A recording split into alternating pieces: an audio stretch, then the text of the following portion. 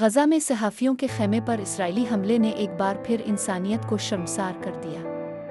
یہ صرف صحافیوں کا قتل نہیں، سچ کا قتل ہے۔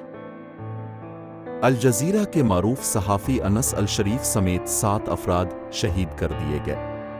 یہ حملہ الشفا ہسپتال کے باہر صحافیوں کے خیمے پر کیا گیا۔ سچ دکھانے کی یہ کیسی سزا ہے؟ شہادت سے قبل انس الشریف نے دنیا کے نام اپنے خط میں لکھا تھا کہ اگر یہ الفاظ اب تک پہنچی تو جان لیں کہ اسرائیل مجھے قتل کرنے میں کامیاب ہو گیا۔ انہوں نے فلسطین اور اپنے اہل خانہ کو ہمارے سپرد کر دیا۔ ان کی آواز ہمیشہ زندہ رہے گی۔ الجزیرہ نے اس حملے کو صحافت کی آزادی پر حملہ قرار دیا۔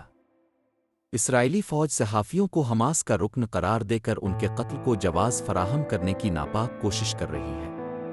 عالمی برادری کو غزہ میں جاری نسل کشی اور صحافیوں کے قتل عام کو روکنے کے لیے انتہائی سخت اقدامات کرنے کی ضرورت ہے۔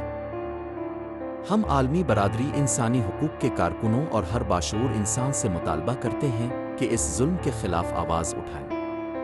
غزہ کو مت بھولیں، انس الشریف اور ان کے ساتھیوں کے لیے انصاف کا مطالبہ کریں۔ اس ویڈیو کو شیئر کریں اور سچ کی آواز بنیں۔